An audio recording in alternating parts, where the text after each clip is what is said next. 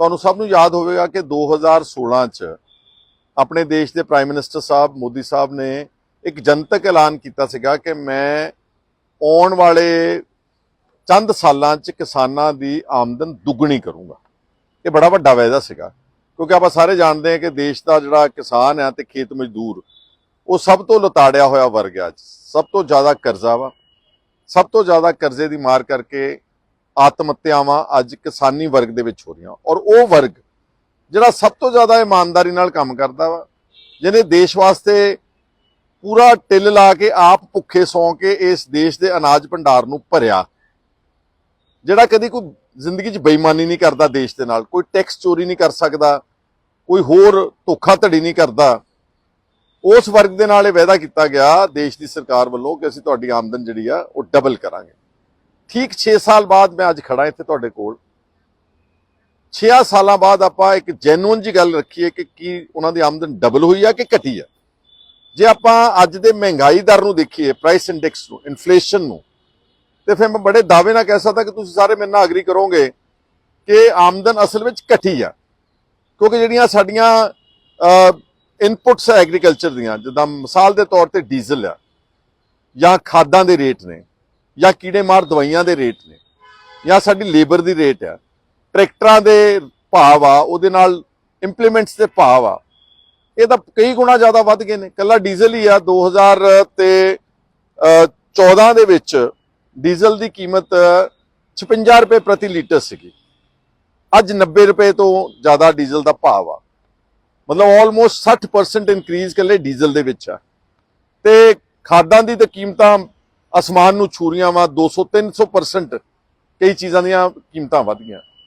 ਇਸ ਸਰਕਾਰ ਨੇ ਪਹਿਲੀ ਵਾਰ ਇਸ ਦੇਸ਼ ਵਿੱਚ, ਬੀਜੇਪੀ ਦੀ ਸਰਕਾਰ ਨੇ ਖੇਤੀ ਦੇ ਔਜ਼ਾਰਾਂ ਤੇ ਇੰਪਲੀਮੈਂਟਸ ਤੇ ਮਸ਼ੀਨਰੀ ਤੇ ਖਾਦ ਤੇ ਕੀੜੇ ਮਾਰ ਦਵਾਈਆਂ ਤੇ GST ਵੀ ਠੋਕ ਦਿੱਤੀ ਹੈ। ਮਤਲਬ ਪਹਿਲਾਂ ਕਿਸੇ ਸਰਕਾਰ ਨੇ ਇਹਨਾਂ ਗੱਲਾਂ ਦੇ ਉੱਤੇ ਟੈਕਸ ਨਹੀਂ ਸੀ ਲਾਉਂਦੇ ਤਾਂ ਕਿ ਇਹਨਾਂ ਦੀ ਕੀਮਤਾਂ ਨਾ ਵੱਧ ਜਾਣ। ਔਰ ਜਿਹੜਾ ਮੈਂ ਡੀਜ਼ਲ ਦੀ ਗੱਲ ਕਰਦਾ ਵਾਂ, ਜਿਸ ਵੇਲੇ ਮੈਂ 2014 ਕੋਟ ਕਰ ਰਿਹਾ, ਡਾਕਟਰ ਮਨਮੋਹਨ ਸਿੰਘ ਦੀ ਸਰਕਾਰ ਉਦੋਂ ਛੱਡ ਕੇ ਜਾ ਰਹੀ ਸੀਗੀ, ਉਸ ਵੇਲੇ ਇੰਟਰਨੈਸ਼ਨਲ ਮਾਰਕੀਟ ਵਿੱਚ ਕਰੂਡ ਆਇਲ ਦੀਆਂ ਕੀਮਤਾਂ ਬਹੁਤ ਜ਼ਿਆਦਾ ਸੀ। 108 ਡਾਲਰ ਦਾ ਇੱਕ ਬੈਰਲ ਸੀਗਾ ਕਰੂਡ ਆਇਲ ਇੰਟਰਨੈਸ਼ਨਲ ਮਾਰਕੀਟ 'ਚ।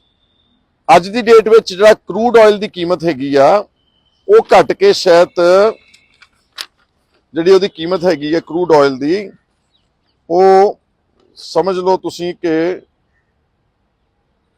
78 ਡਾਲਰ ਦਾ ਆਲਮੋਸਟ ਇੰਟਰਨੈਸ਼ਨਲ ਮਾਰਕੀਟ ਵਿੱਚ ਕੀਮਤਾਂ ਘਟੀਆਂ ਨੇ ਇੰਟਰਨੈਸ਼ਨਲ ਮਾਰਕੀਟ ਡੀਜ਼ਲ ਦੀਆਂ, ਲੇਕਿਨ ਇੱਥੇ 90 ਰੁਪਏ ਚੱਕ ਦਿੱਤੇ। ਔਰ ਮੈਂ ਗੱਲ ਕਹਿ ਰਿਹਾ ਸੀਗਾ ਕਿ GST, ਤੁਸੀਂ ਦੱਸੋ ਮੈਨੂੰ ਕਿ ਜਿਹੜਾ ਇਸ ਦੇਸ਼ ਦਾ ਕਿਸਾਨ ਆ, 2, 3, 4, 5 ਕਿੱਲਿਆਂ ਵਾਲਾ ਆ, ਛੋਟਾ ਜਾਂ ਵੱਡਾ ਕਿਸਾਨ ਵੀ, ਕੀ ਉਹ ਕਾਰਪੋਰੇਟ ਘਰਾਣਿਆਂ ਵਾਂਗੂ ਇਸ ਦੇਸ਼ ਨੂੰ ਉਹਨਾਂ ਟੈਕਸ ਦੇ ਸਕਦਾ ਵਾ? ਇੰਨਾ ਰੇਟ ਆਫ ਇੰਟਰਸਟ ਭਰ ਸਕਦਾ ਵਾ 11-12% ਬੈਂਕਾਂ ਦਾ? ਨਹੀਂ ਭਰ ਸਕਦਾ। ਔਰ ਪਾਰਲੀਮੈਂਟ ਵਿੱਚ ਹੁਣ ਇਸੇ ਬੀਜੇਪੀ ਸਰਕਾਰ ਨੇ ਆਪ ਸਵੀਕਾਰ ਕੀਤਾ ਕਿ ਅਸੀਂ ਪਿਛਲੇ 5 ਸਾਲਾਂ 'ਚ 10 ਲੱਖ ਕਰੋੜ ਰੁਪਈਆ ਕਾਰਪੋਰੇਟਾਂ ਦਾ, ਪੂੰਜੀਪਤੀਆਂ ਦਾ, ਅਮੀਰਾਂ ਦਾ, ਕੰਪਨੀਆਂ ਦਾ ਮਾਫ ਕੀਤਾ ਬੀਜੇਪੀ ਸਰਕਾਰ ਨੇ। 10 ਲੱਖ ਕਰੋੜ ਰੁਪਇਆ। ਔਰ ਇਹ ਹੈਗਾ ਕੁਛ ਦਰਜਨਾਂ ਕੰਪਨੀਆਂ ਜਾਂ ਇੱਕ ਅੱਧਾ ਸੈਂਕੜਾ ਕੰਪਨੀ ਹੋਵੇਗੀ ਜਿਨ੍ਹਾਂ ਦਾ ਏਡਾ ਵੱਡੀ ਰਕਮ 10 ਲੱਖ ਕਰੋੜ ਰੁਪਇਆ ਮਾਫ ਕੀਤਾ। ਤੇ ਕਿਸਾਨਾਂ ਦਾ ਤਾਂ ਕਰਜ਼ਾ ਹੀ ਬੜਾ ਥੋੜਾ ਹੈ ਇਹਦੇ ਹਿਸਾਬ ਦੇ ਨਾਲ, ਕਿਸੇ ਦਾ 2 ਲੱਖ ਰੁਪਈਆ, ਕਿਸੇ ਦਾ 5 ਲੱਖ ਰੁਪਈਆ। ਜਿਹੜੇ ਖੇਤ ਮਜ਼ਦੂਰ ਆ ਉਹਨਾਂ ਦਾ ਤਾਂ 25-50-75 ਹਜ਼ਾਰ ਰੁਪਈਆ ਵਾ ਸਿਰਫ, ਉਹ ਕਦੀ ਕਿਸੇ ਸਰਕਾਰ ਨੇ ਮਾਫ ਨਹੀਂ ਕੀਤਾ। ਇਤੋਂ ਕੀ ਸਾਬਤ ਹੁੰਦਾ ਵਾ? ਸਪਸ਼ਟ ਹੁੰਦਾ ਵਾ ਕਿ ਜਿਹੜੀ ਦਿੱਲੀ ਦੀ ਸਰਕਾਰ ਆ, ਬੀਜੇਪੀ ਦੀ ਸਰਕਾਰ ਆ, ਉਹ ਅਮੀਰਾਂ ਦੀ, ਕਾਰਪੋਰੇਟਾਂ ਦੀ, ਪੂੰਜੀਪਤੀਆਂ ਦੀ, ਵਪਾਰੀਆਂ ਦੀ ਸਰਕਾਰ ਬਣ ਕੇ ਰਹੇਗੀ। ਔਰ ਪੰਜਾਬ ਦੀ ਮੈਂ ਜੇ ਗੱਲ ਕਰਾਂ, ਪੰਜਾਬ ਦੇ ਵਿੱਚ ਪਿਛਲੇ ਕਾਫੀ ਅਰਸੇ ਤੋਂ ਪੰਜਾਬ ਦਾ ਕਿਸਾਨ ਕਰਜ਼ਈ ਹੋ ਗਿਆ, ਕਿਉਂਕਿ ਰੇਟ ਹੀ ਠੀਕ ਨਹੀਂ ਮਿਲਦੇ। ਜਿਹੜਾ ਉਹਦੀ ਕਾਸਟ ਆਫ ਇਨਪੁਟ ਹੈ ਬਹੁਤ ਜ਼ਿਆਦਾ ਵੱਧ ਜਾਂਦੀ ਆ, ਤੇ ਜਿਹੜੀ ਉਹਦੀ MSP ਮਿਲਦੀ ਹੈ ਉਹ ਬਹੁਤ ਨਾਮਾਤਰ ਹੈ। ਤੇ 1 ਲੱਖ ਕਰੋੜ ਰੁਪਏ ਦਾ ਕਰਜ਼ਈ ਪੰਜਾਬ ਦਾ ਕਿਸਾਨ ਹੈ। ਹੁਣ ਉਧਰ 10 ਲੱਖ ਕਰੋੜ ਮਾਫ ਕੀਤਾ, ਸਾਡਾ 10ਵਾਂ ਹਿੱਸਾ ਕਰਜ਼ਾ ਵਾ, ਔਰ ਇਹ ਕਰਜ਼ਾ ਲੱਖਾਂ ਘਰਾਂ ਦਾ ਵਾ। ਪਾਰਟੀ ਨੇ ਆਪਣੇ ਇਲੈਕਸ਼ਨ ਮੈਨੀਫੈਸਟੋ 2019 ਚ ਕੀਤਾ ਹੋਇਆ ਵਾ ਕਿ ਅਸੀਂ ਸਵਾਮੀਨਾਥਨ ਕਮੇਟੀ ਰਿਪੋਰਟ ਲਾਗੂ ਕਰਾਂਗੇ। ਉਹਦਾ ਸਿੰਪਲ ਫਾਰਮੂਲਾ ਆਪਾਂ ਸਾਰੇ ਜਾਣਦੇ ਕਿ C2 + 50% ਪ੍ਰੋਫਿਟੇਬਲ MSP, ਮਤਲਬ ਸਾਰੀਆਂ ਇਨਪੁਟਸ ਦੀ, ਸਾਰੀਆਂ ਲਾਗਤਾਂ ਦਾ ਖਰਚਾ ਕੈਲਕੂਲੇਟ ਕਰਨ ਤੋਂ ਬਾਅਦ 50% ਉਹਨੂੰ ਪ੍ਰੋਫਿਟ ਦੇ ਉੱਤੇ MSP ਮਿਲਣੀ ਚਾਹੀਦੀ ਹੈ। ਸੋ ਅਗਰ ਸਵਾਮੀਨਾਥਨ ਕਮੇਟੀ ਦੇ ਰਿਪੋਰਟ ਨਾਲ ਫਾਰਮੂਲਾ ਕਰੀਏ, ਜਿਹੜਾ ਕਣਕ ਤੇ ਝੋਨੇ ਦਾ ਭਾਅ ਅੱਜ ਲਗਭਗ 2000 ਰੁਪਏ ਪ੍ਰਤੀ ਕੁਇੰਟਲ ਆ।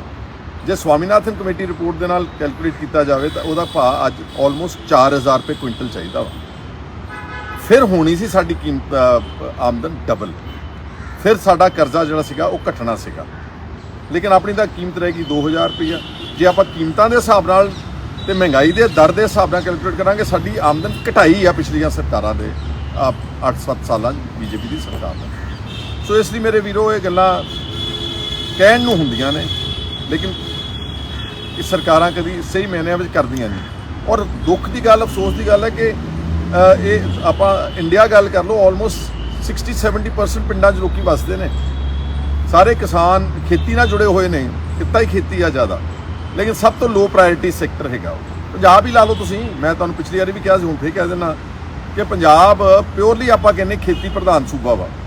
ਸਾਡਾ ਬਜਟ ਕੱਢ ਲਓ ਪਿਛਲੇ ਸਾਲ ਦਾ 2022 ਵਾਲਾ, ਉਹਦਾ ਬਜਟ ਵਿੱਚ ਆਇਆ ਸਾਹਮਣੇ ਕਿ ਆਲਮੋਸਟ 1.5 ਲੱਖ ਕਰੋੜ ਰੁਪਏ ਦਾ ਬਜਟ ਹੈ ਪੰਜਾਬ ਦਾ, ਤੇ ਪੰਜਾਬ ਦੇ ਵਿੱਚ ਐਲੋਕੇਸ਼ਨ ਐਗਰੀਕਲਚਰ ਵਾਸਤੇ ਸੀਗੀ 14,500 ਕਰੋੜ ਰੁਪਈਆ। ਸਿਰਫ ਇਸ ਲਈ ਕਿਹਾ ਵਾ ਕਿ ਇਹਦੇ 'ਚ ਅੱਧੇ ਤੋਂ ਜ਼ਿਆਦਾ ਹਿੱਸਾ ਜਿਹੜੀ ਬਿਜਲੀ ਦੀ ਸਬਸਿਡੀ ਜਾਂਦੀ ਆ PSPCL ਨੂੰ ਦੇਣ ਵਾਸਤੇ ਸਰਕਾਰ ਨੇ ਉਹ ਪੈਸਾ ਰੱਖਿਆ ਸੀਗਾ। ਐਵੇਂ ਬਾਕੀ ਸਾਰੇ ਖੇਤੀ ਦੇ ਵਾਸਤੇ, ਕੋਈ ਰਿਸਰਚ ਕਰਨ ਵਾਸਤੇ 4-5 ਹਜ਼ਾਰ ਕਰੋੜ ਰੁਪਈਆ ਰੱਖਿਆ ਪੰਜਾਬ ਸਰਕਾਰ ਨੇ। ਹੁਣ ਦੱਸੋ ਇਹਦੇ 'ਚ ਕਿਹੜੀ ਰਿਸਰਚ ਹੋ ਜੂਗੀ, ਕਿਹੜੀਆਂ ਨਵੀਆਂ ਖੋਜਾਂ ਹੋ ਜਾਣਗੀਆਂ, ਕਿਹੜਾ ਉਹ ਬੋਨਸ ਦਿੱਤਾ ਜਾਊਗਾ, ਕਿਹੜਾ ਖਰਾਬੇ ਦਾ ਪੈਸਾ ਦੇਊਗਾ, ਕਿਹੜਾ ਮੂੰਗੀ ਦੀ MSP ਦੇਊਗਾ, ਦੇ ਹੀ ਨਹੀਂ ਸਕਦੇ। ਸੋ ਆਉਣ ਵਾਲੇ ਦਿਨਾਂ ਦੇ ਵਿੱਚ ਦੋਸਤੋ ਮੈਂ ਇੱਕ ਬਹੁਤ ਅੱਛੀ ਮੇਰੇ ਕੋਲ ਪ੍ਰਪੋਜ਼ਲ ਤਿਆਰ ਆ। ਇੱਕ ਤਾਂ ਉਹ ਪੰਜਾਬ ਦੇ ਪਾਣੀ ਨੂੰ ਬਚਾਉਣ ਦੀ ਪ੍ਰਪੋਜ਼ਲ ਹੈ, ਇੱਕ ਉਹ ਪੰਜਾਬ ਦੇ ਵਿੱਚ ਝੋਨੇ ਤੋਂ, ਕਿਉਂਕਿ ਝੋਨਾ ਦੇਖੋ ਗੱਲ ਕੀ ਆ ਕਿ ਝੋਨਾ ਆਪਾਂ ਮਜਬੂਰੀ ਬੀਜਦੇ ਆ ਕਿ ਸਾਨੂੰ ਪਤਾ ਵਾ ਕਿ ਸਾਨੂੰ MSP ਮਿਲਣੀ ਚਾਹੀਦੀ। 50-60 ਹਜ਼ਾਰ ਰੁਪਏ ਦੀ ਫਸਲ ਸਾਡੀ ਏਕੜ ਦੀ ਹੋਣੀ ਆ, ਤਾਂ ਕਰਕੇ ਜ਼ਿਆਦਾ ਝੋਨਾ ਲੋਕ ਲਾ ਰਹੇ ਨੇ। ਨਹੀਂ ਤਾਂ ਸਭ ਕਿਸਾਨਾਂ ਨੂੰ ਪਤਾ ਕਿ ਸਾਡਾ ਪਾਣੀ ਦਾ ਮਿਆਰ ਥੱਲੇ ਜਾ ਰਿਹਾ, ਵਾਟਰ ਟੇਬਲ ਬਹੁਤ ਬੁਰੀ ਤਰ੍ਹਾਂ ਰਿਸੀਵ ਕਰ ਰਿਹਾ, ਸਾਨੂੰ ਝੋਨੇ ਤੋਂ ਹਟਣਾ ਪਊਗਾ। ਲੇਕਿਨ ਕਿੱਦਾਂ ਹਟਣਗੇ ਜਦ ਤੱਕ ਉਹਨਾਂ ਨੂੰ ਕੋਈ ਆਲਟਰਨੇਟ ਅਰੇਂਜਮੈਂਟ ਨਹੀਂ ਦਊਗਾ। ਸੋ ਮੇਰੇ ਕੋਲ ਇੱਕ ਪ੍ਰਪੋਜ਼ਲ ਹੈਗੀ ਆ ਜਿਹੜੀ ਮੈਂ ਐਗਰੀਕਲਚਰ ਮਿਨਿਸਟਰ ਇੰਡੀਆ ਤੋਂ ਟਾਈਮ ਮੰਗ ਰਿਹਾ ਵਾਂ, ਕਿਉਂਕਿ ਕਰਨਾ ਉਹਨਾਂ ਨੇ ਉੱਥੇ। ਔਰ ਮੈਂ ਭਗਵੰਤ ਸਿੰਘ ਮਾਨ ਨੂੰ ਵੀ ਬਹੁਤ ਟੈਲੀਫੋਨ ਕੀਤੇ, ਉਹਦੇ PA ਉਹਨਾਂ ਦੇ ਸਟਾਫ ਵਾਲਿਆਂ ਨੂੰ, ਲੇਕਿਨ ਉਹਨਾਂ ਨੇ ਵੀ ਹਲੇ ਕੋਈ ਟਾਈਮ ਨਹੀਂ ਦਿੱਤਾ। ਮੈਂ ਦੋਨਾਂ ਨੂੰ ਪ੍ਰਪੋਜ਼ਲ ਦੇਣਾ ਚਾਹੁੰਦਾ ਵਾਂ, ਗਵਰਨਮੈਂਟ ਆਫ ਇੰਡੀਆ ਨੂੰ ਤੇ ਪੰਜਾਬ ਦੀ ਸਰਕਾਰ ਨੂੰ। ਔਰ ਬੜੀ ਅੱਛੀ ਪ੍ਰਪੋਜ਼ਲ ਹੈ ਕਿ ਉਹਦੇ ਵਿੱਚ ਆਪਾਂ ਆਪਣਾ ਪਾਣੀ ਵੀ ਬਚਾ ਸਕਦੇ ਹਾਂ, ਬੇਲੋੜੀ ਜਿਹੜੀ ਬਿਜਲੀ ਖਰਚ ਹੋ ਰਹੀ ਆ ਝੋਨੇ ਤੇ ਉਹ ਬਚਾ ਸਕਦੇ ਹਾਂ, ਤੇ ਉਸੇ ਇੰਨੇ ਕੁ ਆਮਦਨ ਦੇ ਵਿੱਚ ਹੀ ਆਪਾਂ ਇਸ ਰੋਟੇਸ਼ਨ ਨੂੰ, ਜਿਹੜੀ ਕਣਕ ਝੋਨੇ ਦੀ ਰੋਟੇਸ਼ਨ ਹੈ, ਇਸ ਨੂੰ ਤੋੜ ਕੇ ਬਦਲ ਵੀ ਸਕਦੇ ਹਾਂ। ਲੇਕਿਨ ਉਹ ਮੈਂ ਆਉਣ ਵਾਲੇ ਤੁਹਾਨੂੰ ਦਿਨਾਂ 'ਚ ਦੱਸੂਗਾ। ਲੇਕਿਨ ਕੁੱਲ ਮਿਲਾ ਕੇ ਅੱਜ ਮੈਂ ਆਲ ਇੰਡੀਆ ਕਾਂਗਰਸ ਕਮੇਟੀ ਦੇ ਦਫ਼ਤਰ ਤੋਂ ਪ੍ਰੈਸ ਕਾਨਫਰੰਸ ਕੀਤੀ ਸੀ। ਉਹਦੇ 'ਚ ਅਸੀਂ ਮੰਗ ਕੀਤੀ ਕਿ ਮੋਦੀ ਸਾਹਿਬ ਦੀ ਸਰਕਾਰ ਆਗਾਮੀ ਪਾਰਲੀਮੈਂਟ ਸੈਸ਼ਨ ਵਿੱਚ ਇੱਕ ਵਾਈਟ ਪੇਪਰ ਰੱਖਣ ਔਰ ਦੱਸਣ ਸਾਰੇ ਦੇਸ਼ ਨੂੰ ਕਿ ਪਿਛਲੇ 8 ਸਾਲਾਂ ਦੇ ਵਿੱਚ ਉਹਨਾਂ ਨੇ ਕਿਸਾਨਾਂ ਤੇ ਖੇਤ ਮਜ਼ਦੂਰਾਂ ਵਾਸਤੇ ਕੀ ਕੀਤਾ, ਉਹਨਾਂ ਦੀ ਆਮਦਨ ਨੂੰ ਵਧਾਉਣ ਵਾਸਤੇ। ਡਬਲ ਤਾਂ ਚਲੋ ਕਿਹਨੇ ਦੇਖੀ ਤੇ ਕਿਹਨੇ ਕਰਨੀ ਆ, ਤੇ ਸਵਾਮੀਨਾਥਨ ਕਮੇਟੀ ਦੀ ਰਿਪੋਰਟ ਦਾ ਜੋ ਇਹਨਾਂ ਨੇ ਵਾਅਦਾ ਕੀਤਾ ਸੀ ਉਹਦੇ ਬਾਰੇ ਇਹਨਾਂ ਨੇ ਕੀ ਕੀਤਾ ਵਾ।